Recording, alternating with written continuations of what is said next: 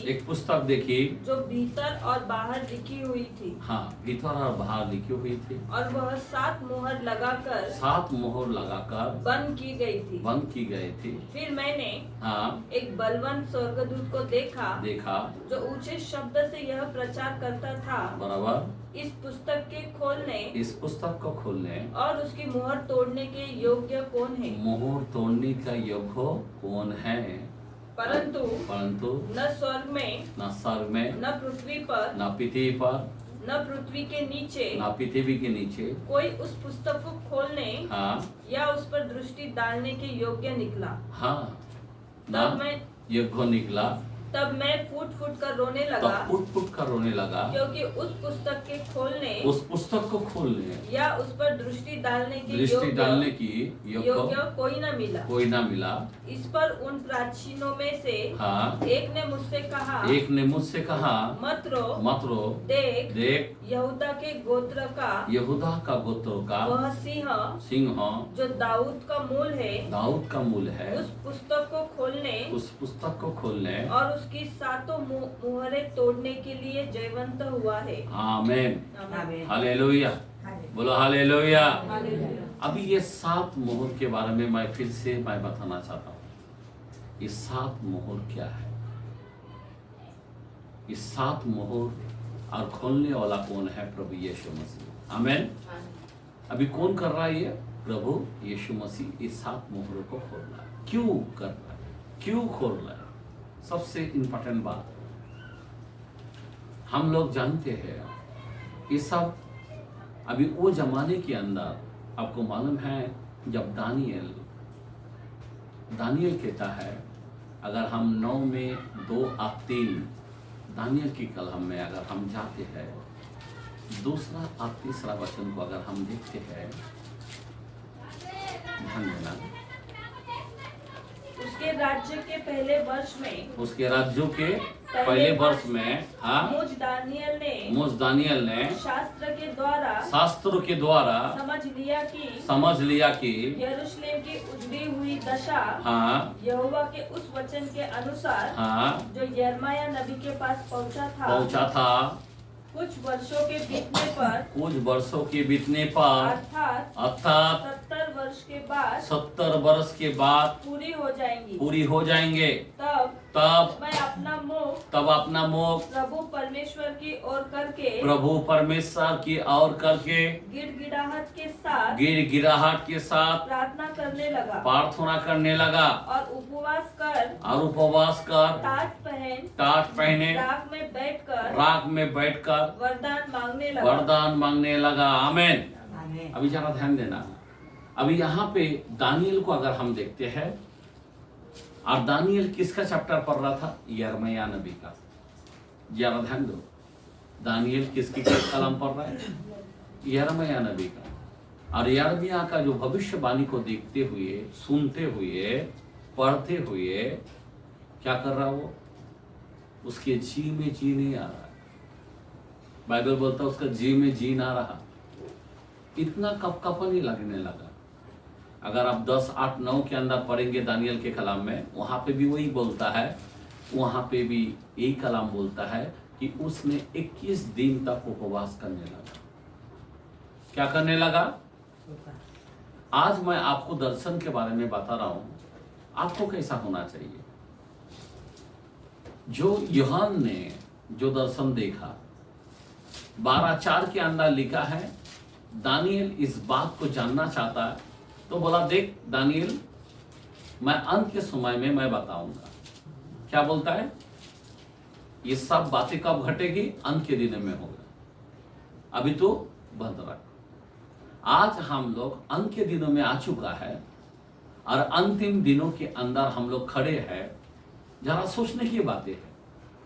ये यिर्मयाह यहाँ पे जो भविष्यवाणी कर रहा है कि 70 साल गुलाम में जाएगा इजराइल लोग, यहूदी लोग, बराबर, उसके वजह से वो कपकपाने लग गया। उसके वजह से उन्होंने 21 दिन उपवास करने लग गया। और बाइबल कहता है उनमें जान नहीं रहा, ऐसा सुनना हो गया। अभी आप और हमको जानना चाहिए, अभी इतना पाप बढ़ चुका है, पाप बढ़ने के कारण, वचन ना मानने के कारण, मैं क्या बता रहा हूं, वचन, ये सब विपत्ति क्यों आया? 70 साल का गुलाम में जाना विपत्ति क्यों? क्योंकि उन्होंने वचन को छोड़ दिया। मूसा के द्वारे से जो कलाम आया, उस कलाम को क्या किया है? उस पर नहीं चल पाया। याद रखना मेरे भाई, आज हमारे लोग, आज आपको कलाम देता हूं कि ये मत करना, लेकिन हम वही कर रहे हैं। आज हम बोलते हैं प्रभु के मंदिर में खड़े रहना चाहिए, विश्राम दिन में प्रवेश करना चाहिए, तुम्हें आराधना प्रभु को देना चाहिए, समय पर आना चाहिए, उपवास करना चाहिए, बराबर ना, सुवार्ता करना चाहिए, लेकिन हम लोग प्रभु की आज्ञाओं को छोड़ देते हैं। और इस कारण ये जो 7 मोहरों के जो सिक्के खोलने लगा। अभी 7 मोहरों के सिक्के क्या है, मैं आपको बताना चाहता हूं। सपनिया के कलाम में पहला वचन में 17 और 18 के अंदर बोलता है, तुम्हारे पाप, सुनो ध्यान देना, क्या लिखा है? जपनिया यानी सपनिया, पहला वचन का 17 और 18 के अंदर, हाँ पढ़े, क्या लिखा है? मैं मनुष्य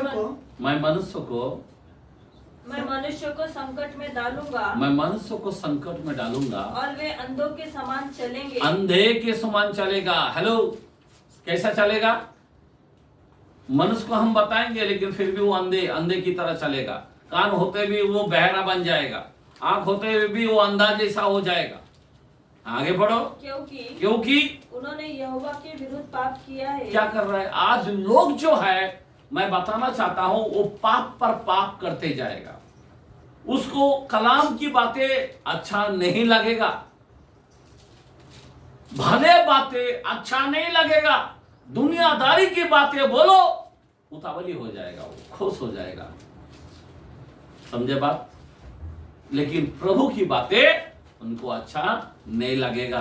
हाँ आगे बढ़ो। उनका लहू धूली के समान और उसका मांस विष्ठा के समान फेंक दिया जाएगा। देखा, जहर की तरह जहर हो जाएगा, इसीलिए उसका मांस बहुत खतरनाक हो जाएगा। आगे बढ़ो। यहोवा के रोष के दिन में, यहोवा का रोष का दिन मतलब न्याय का दिन। याद रखना, अभी ऐसा समय आ रहा है हमारे लिए, एक न्याय का दिन आ रहा है। हाँ, न तो चांदी से उसका बचाव होगा, हाँ, और न सोने से, क्योंकि हाँ, उसके जलन की आग से सारी पृथ्वी भस्म हो जाएगी। क्या हो जाएगी? भस्म हो जाएगी। यही है 7 मोहरे। कैसा होने वाला है? भस्म करने वाला है। अभी हम देखते हैं ये 7 मोहरे, अभी ये क्यों खोला गया?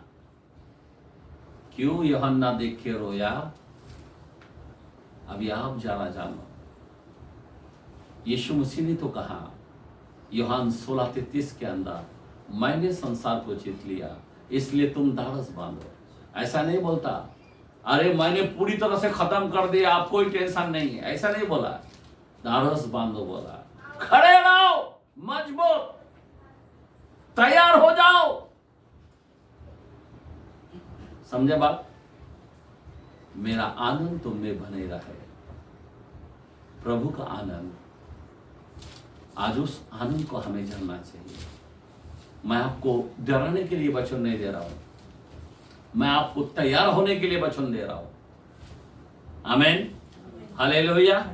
अभी ये जो समय है, मैं आपको बताना चाहता हूं, अभी ये 7 मोहरे क्या है, जरा ध्यान देना। ये 7 सिक्के के मोहर, ध्यान देना, ये बहुत ही महत्व है। 7 तुरियो है, 7 बाटिका है, लेकिन आज मैं 7 मोहरों के बारे में मैं बात करना चाहता हूं। ये 7 मोहर बोलो तो क्या है? तो सबसे पहले मैं आपको बताना चाहता हूं इस 7 मोहरे के बारे में। अगर आप देखने को जाएगा, मैं 3 जगह दिखा सकता हूं। ये 7 मोहरे 3 जगह में है। किधर किधर? स्टार्ट के वचन में भी है, उत्पत्ति 3 आयत के अंदर भी वचन है और मत्ती 24 के आयत में भी है और आखिरी यहाँ पे 6 वचन में प्रकाशित वाक्यों के अंदर है जो रेवलेशन कहता है। आमीन, हालेलुया। अभी जरा ध्यान देना, तो सबसे पहली बात ये 3 जगह में उसका वर्णन किया गया 7 मोहर के बारे में। जरा ध्यान दो, क्यों? अभी 6 वचन में पहला वचन क्या कहता है? फिर मैंने देखा कि मेमने ने उस 7 मोहरों में से एक को खोला। अभी मेमना कौन? प्रभु यीशु मसीह। तो पहला मोहर जब यीशु मसीह खोलता है तो उसमें क्या हो रहा है? और उन चारों प्राणियों में से एक का गर्जन सा शब्द सुनाई दिया। मैंने दृष्टि की, हाँ, और देखो, मैंने दृष्टि की और देखो, एक श्वेत घोड़ा है, एक सफेद घोड़ा है। हाँ, आगे पढ़ो। और उसका सवार धनुष लिए हुए और उसे एक मुकुट दिया गया। मुकुट, देखो, एक धनुष लिए हुए और एक मुकुट। एक कितना मुकुट है? कितना मुकुट है? घोड़ा कितना है? एक लिए और धनुष एक, बराबर ना? और आगे पढ़ो। और वह जय करता हुआ निकला कि और भी जय प्राप्त करे। जय पाते हुए और जय प्राप्त कर रहा है, बराबर ना? ये घोड़ा। अभी ये घोड़ा कौन है? सफेद बोला तो क्या है? लोग क्या सोचता है सफेद? हाँ, सफेद बोला तो कोई लोग सोचते हैं कि प्रभु का ही घोड़ा है, लेकिन यहां पे प्रभु का घोड़ा नहीं। ध्यान देना, ये कौन सा घोड़ा है? ये विरोधी का, ख्रिस्त विरोधी का आत्मा है। ये सफेद बोलो तो कौन? पवित्र को दर्शाता है, लेकिन सफेद दिखने में है। अभी जरा ध्यान देना, मैं आपको बताना चाहता हूं। अभी जरा हमें कलाम को जरा खोल के देखना है कि ये सफेद कौन है। हमारा प्रभु यीशु मसीह को अगर हम देखते तो वो भी सफेद है, बराबर ना? बराबर है क्या नहीं है? लेकिन बाइबल के अंदर 11:14 में 2 कुरिन्थियों में लिखा है, जरा पढ़ के देखेंगे। मैं थोड़ा सा वर्णन करना चाहता हूं। 11:14 के अंदर क्या लिखा है?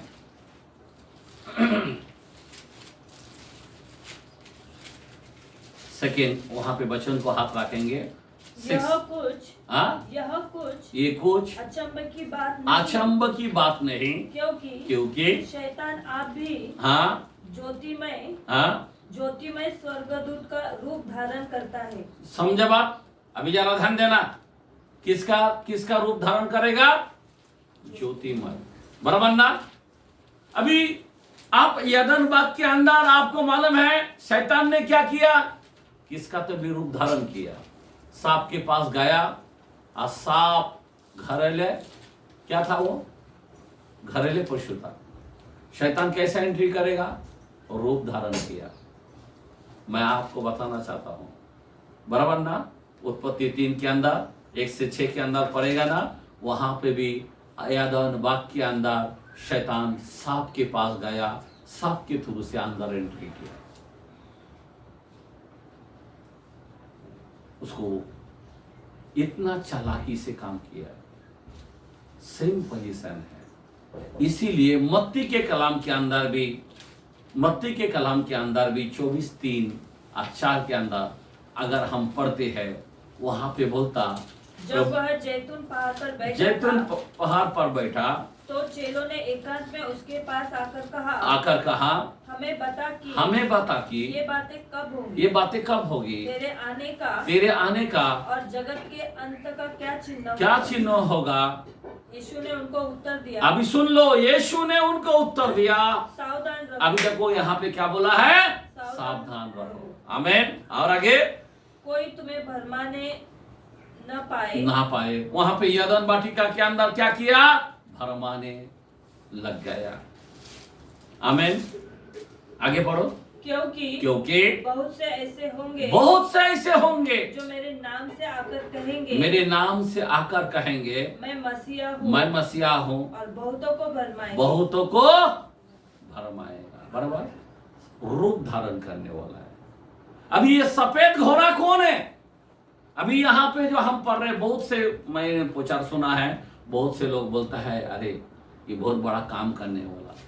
कोई बोलता है उसका अंदर धनुष है। धनुष तो वचन को दर्शाता है। हबक्कुक को 3:9 के अंदर भी लिखा है, धनुष बोलो तो प्रभु का वचन को दर्शाता है। धनुष बोलो तो क्या है? जब नूह के जमाने में जब बारिश थम गया तो क्या किया? वो धनुष दिखाई दिया। बराबर ना? अलग अलग कलर का, 7 कलर का धनुष को दिखाई दिया। बराबर। तो मैं बोलने की मतलब ये है, शैतान इसी तरह से क्या करेगा? वो रूप धारण करेगा। हाँ, मसीह विरोधी। अभी जरा ध्यान देना, यहाँ पे कलाम को हमने क्या पढ़ा? एक मुकुट दिया गया। कितना मुकुट दिया गया? एक। बराबर ना? कलाम में है ना? बराबर। क्या बहुत लिखा है? एक। पर यीशु के पास एक नहीं देता। मैं क्या बता रहा हूं? अभी जरा ध्यान देना, उसी पकड़ीकरण 19 के कलाम में, 19 के कलाम में और उसका 11 से हम पढ़ते हैं 16 तक। फिर मैंने स्वर्ग को खुला हुआ देखा, और देखता हूँ कि एक सफेद घोड़ा है। ध्यान दो, यहाँ पे यूहन्ना ने एकदम बराबर देख रहा है। ध्यान दो, क्या बोलता है? एक स्वर्ग में एक सफेद घोड़ा है, हाँ, और उस पर एक सवार है। एक सवार है। कितना सवार है? एक सवार है। यहाँ पे भी एक सवार है। ध्यान देना। हाँ, पढ़ो आगे। जो विश्वास योग्य, अभी यहाँ पे बोलता विश्वास योग्य है, और सत्य कहलाता है, सत्य कहलाता है, और वह धर्म के साथ, वो धर्मों के साथ न्याय और युद्ध करता है। घोड़ा बोलो तो क्या है? युद्ध करने वाला। यहाँ पे भी दिख रहा, वहां पे भी दिख रहा है। पर बात क्या है? आगे पढ़ो। उसकी आंखें आग की ज्वाला है, और उसके सिर पर बहुत से राजमुकुट है। कितना मुकुट है? एक मिनट, कितना मुकुट है? अब यीशु मसीह बोलो तो क्या है? बहुत से मुकुट है। उसके पास बोलो तो कितना है? एक है। कितना है? तो फर्क बहुत है। ये मसीह विरोधी का घोड़ा है। आमीन। सेम प्रभु का डुप्लीकेट। इसीलिए झूठे भविष्यवक्ता से सावधान रहना, झूठे लोगों से सावधान होना।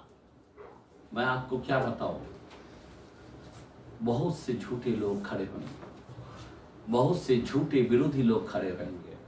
आज विरोधी कितना है? कितना विरोधी है? कल की बातें है। कल मैंने कलकत्ता में मैंने फोन किया। जो गांव का मेन व्यक्ति था, आज वो व्यक्ति को हमने बपतिस्मा दिया था। बपतिस्मा देने के बाद उनको 3 रात वहाँ पे हम लोग जाग के 3 जन को, एक अचिंतो और एक काका बोल के है और एक रवि बोल के है, ये 3 जन को ऊपर मैंने हाथ रखा था। तीनों परिवार के साथ मैं 3 जन को मैंने बपतिस्मा दिया। और 3 परिवार को, जरा ध्यान देना, ये 3 परिवार को बपतिस्मा दिया। और बपतिस्मा देने के बाद मैंने 3 को रात भर बैठाया, और रात भर के अंदर मैंने क्या किया? उनको वचन से तैयार किया, और वो एरिया के लिए मैंने उनको सेवक बनाया। क्या बनाया? सेवक बनाया। वो 3 व्यक्तियों को। आज सेवक बनने के बाद आज आपको मालूम है, वो टाइम में कई हजार लोग आए थे मेरे मीटिंग में। जगह नहीं था, ऐसा शैतान धड़ धड़ धड़ धड़ गिरते थे। आप पूरा खेती के अंदर पूरा दुनिया का लोग थे, कई हजार लोग वहां पे मीटिंग के अंदर आए थे। आप यकीन नहीं मानेंगे, अभी वो जो काका है, रवि है, अचिंतो है, ये 3 जो मेरे को कल उसका मिसेस ने भी सब मेरे से बात किया, बोला फास्टर अब ऐसी समय आ चुका है, पूरा गांव का लोगों ने मिलकर हम लोग को अलग कर दिया। हम लोगों से कोई लेन देन नहीं, क्योंकि हम यीशु को मानते, और यीशु को मानने वाला का साथ कोई लेन देन नहीं कर रहा। तो अभी हम कैसा करेंगे? तो हम लोग सोच रहे क्या करूँ, जगह जमीन सब बेच बाच कर क्या करूँ। गांव का मेन मुखिया हम थे, लेकिन सब विरोधी लोग खड़े, इतना तकलीफ दे रहे हम लोगों को। हम लोग क्या करें? हमारा प्रेत किसी के घर में जा नहीं सकता है, किसी गांव में जा नहीं सकता है। सब लोग बोलते ये यीशु का लोग है, इतना टॉर्चर है। तो हम लोग सोचा कि अभी हम बेच देंगे। तो मैं बोला हम प्रे करेंगे, फिक्र मत करो। अब 13-14 को पुरुषित रख रहा है, इस टाइम में आने को कोशिश करो। तो वो लोग सब आने के लिए रेडी हो रहा है। तो मैं बोला हम बताएंगे, तब तक तुम लोग धीरज धरो, परमेश्वर रास्ता निकालेगा। आमीन। तो अचिंता का कैसा है? बोला वो भी किधर जा नहीं पा रहे। जो रवि जो मीटिंग लेते थे, लोग गिरते थे उसके हाथ से, चंगे होते थे, शैतान भागते थे चिल्ला का। उसका भी इतना गर्दी, 1000 लोग आते थे। अभी कोई व्यक्ति उसके पास नहीं जाते, क्योंकि बीच में अब भी पूरा गांव का लोगों ने, सब विरोधी लोग आके उनको बहुत पीटा, बहुत मारा। तो इस तरह से हुआ। आज मैं यही बात बताना चाहता हूँ। मैं क्यों बता रहा हूँ? ये जो है ये अंत के समय है। अब ये जो मोहर है, अभी यूहन्ना ऐसा ही नहीं रोया। इसका योग्य कौन है? बराबर ना? समझे बात? इस पुस्तक को खोलने वाला कौन है? तो मैं आपको बताना चाहता हूँ, हमारे दुनिया का खेत पक चुका है। छोटे छोटे बच्चे तुम्हारे बात नहीं मानेगा, माँ बाप के बात नहीं मानेगा, इतना कठोर हो गया। मन मर्जी से पैसा कमाएगा, मन मर्जी से पैसा गलाएगा। वो तुमको कोई हिसाब किताब नहीं बताएगा, तुमको कोई आदर भी नहीं करेगा। ऐसा कठोर हो गया। वो जमाने के अंदर पूरा माँ बाप के हाथ में रहते थे, कुछ भी एक अधीन होते थे। एक बात बता रहा हूं, पर ये जमाने ऐसा हो गया, ऐसा अंत के समय है, एक सदोम और गमोरा की तरह आ गया। आप समझ में आ रहा बात? सदोम और गमोरा की तरह है। तो मैं आपको बताना चाहता हूं, ऐसे भयानक स्थिति के अंदर हम लोग आ चुका है। अभी आप सोचो जरा, वहां पे परिस्थिति इतना बेकार है। यहाँ पे अभी तक तो वातावरण ठीक है, पर आगे जाके और परिस्थिति बिगड़ जाएगा। मैं आपको बताना चाहता हूं, इसीलिए अपने लोगों को, मैं आपको डराना नहीं चाहता, मैं आपको तैयार करना चाहता हूं। आपके दिमाग में रखो कि आप और हम क्या करें, तैयार हो जाए। यहां पे जो सफेद घोड़ा जो देख रहा है, ये मसीह विरोधी की आत्मा है। वो लोग भी सफेद, हम अच्छा काम करता बोलेगा, लेकिन हमें उल्टा करेगा। ये मसीह विरोधी वही है। मैं आपको बताना चाहता हूं, ये सफेद घोड़ा, उनके पास क्या है? बहुत से राजकुमार। नहीं, उसके पास, मसीह विरोधी के पास एक मुकुट है, लेकिन हमारे प्रभु यीशु मसीह के पास बहुत से मुकुट है। आमीन, हालेलुया। हाँ, और वो जो मसीह विरोधी है, वो जय करते करते और आगे बढ़ रहे। अभी और जय करने वाला है। जय मतलब एक दूसरे को, हेलो, सावधान हो जाना मेरे भाई। आमीन, हालेलुया। हाँ, बच्चों को आगे जरा पढ़े, आगे पढ़ो यीशु मसीह के बारे में। और जिसे उसकी आंखें आग की ज्वाला है, और उसके सिर पर बहुत से राजमुकुट है। राजमुकुट है, बहुत से। एक नाम लिखा है, उसका और एक नाम लिखा है, जिसे उसे छोड़ कोई नहीं जानता। वह लहू छिड़का हुआ वस्त्र है। हाँ, और उसका नाम परमेश्वर का वचन है। आमीन, हालेलुया। ये कौन है? प्रभु यीशु मसीह है। आमीन। लेकिन वो कैसा है? उसके पास एक मुकुट है, और वो एक मुकुट के कारण, मुकुट बोलो तो क्या है? मुकुट बोलो तो अधिकार। समझे बात? उसको एक अधिकार मिला है। अभी कल परसों का दिन हमने यहाँ पे वचन दिया, मालूम है? फरात नदी के बारे में बोला है। फरात नदी के बारे में मैंने वचन दिया था, बराबर? अभी वो फरात नदी क्यों सूख गया? कारण होता है उसमें 4 दूत बाहर निकालते हुए। क्या बताया मैंने? उनको बांध के रखा था। कभी बांध के रखा था?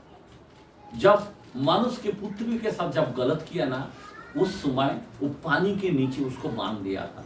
इसीलिए वो पानी, यिर्मयाह नबी ने भविष्यवाणी किया था कि ये फरात नदी सूख जाएगा।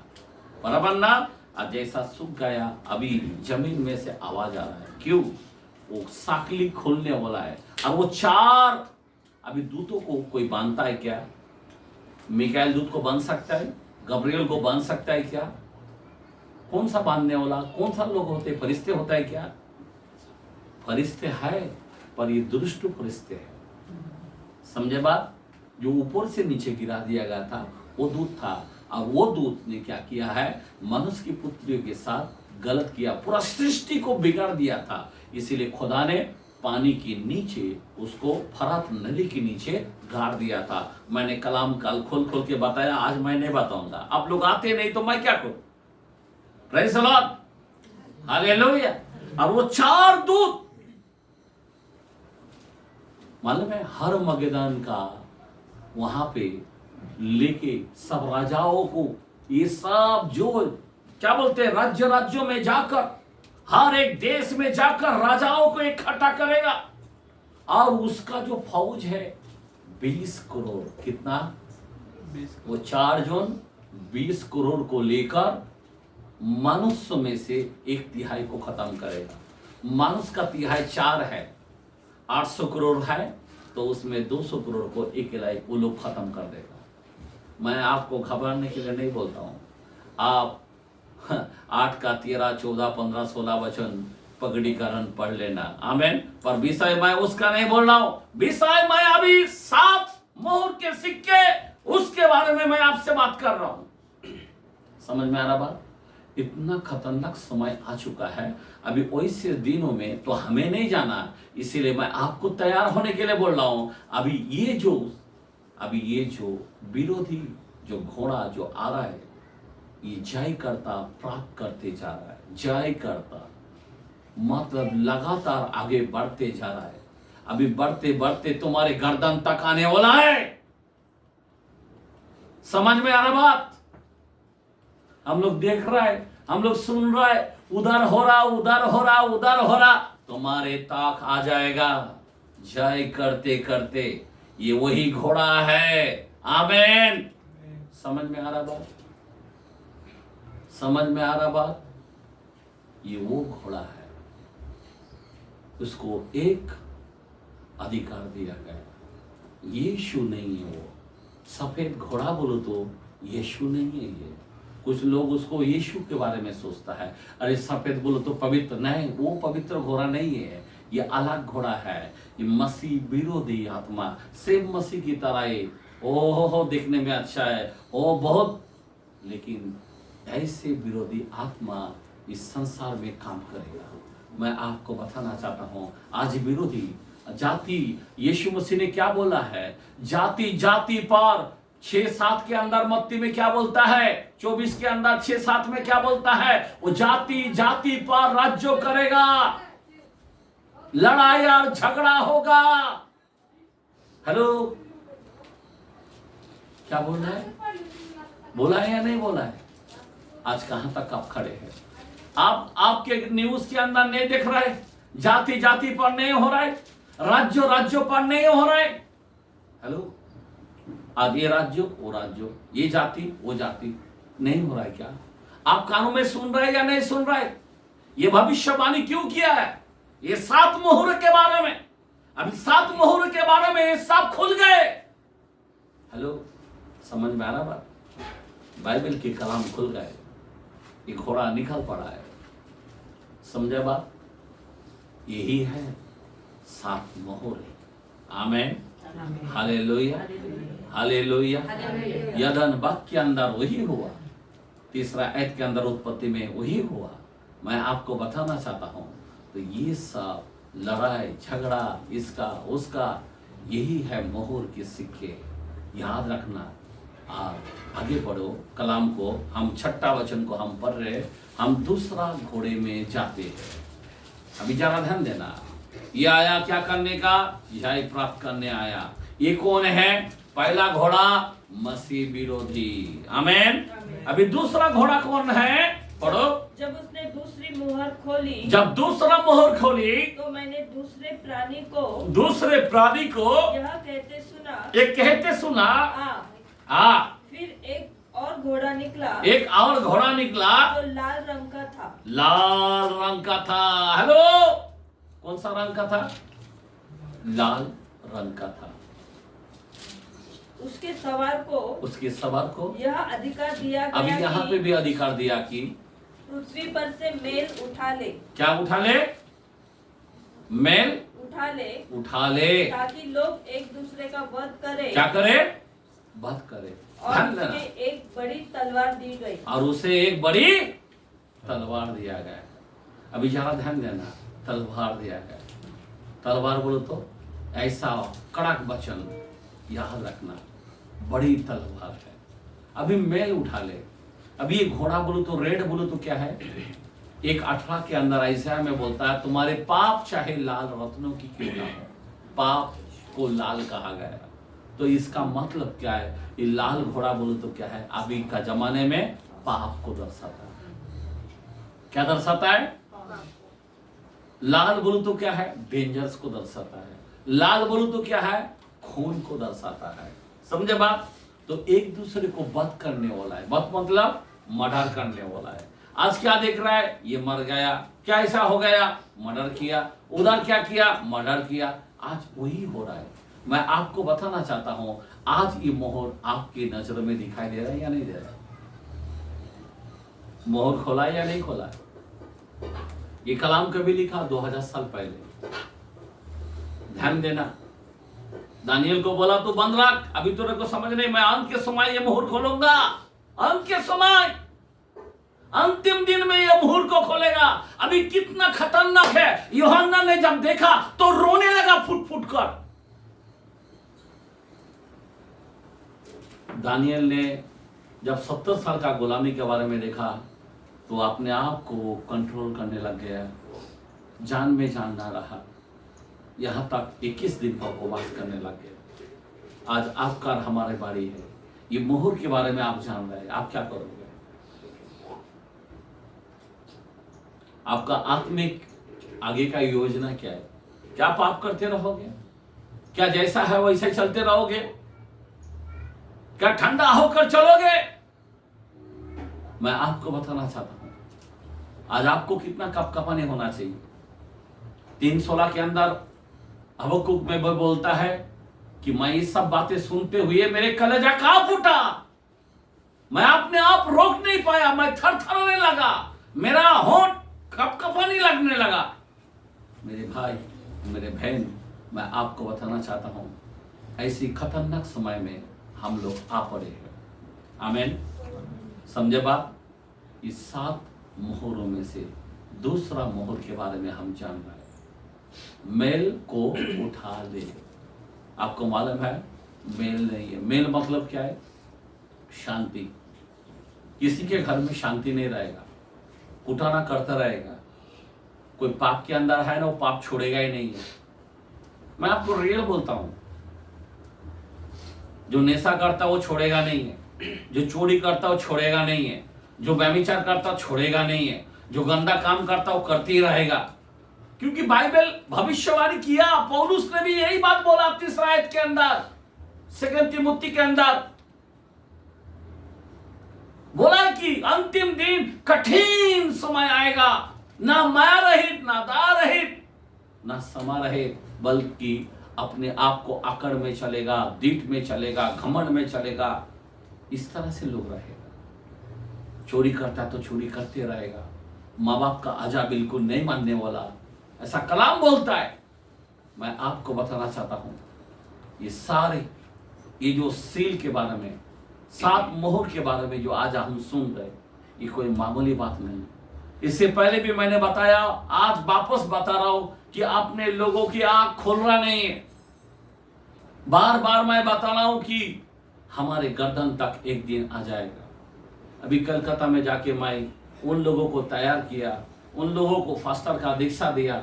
आज वो लोग रो पड़ रहा है, उनके लिए कौन उपवास करेगा, उनका कौन मदद करेगा। आज तीनों फास्टर, इनका हाल है।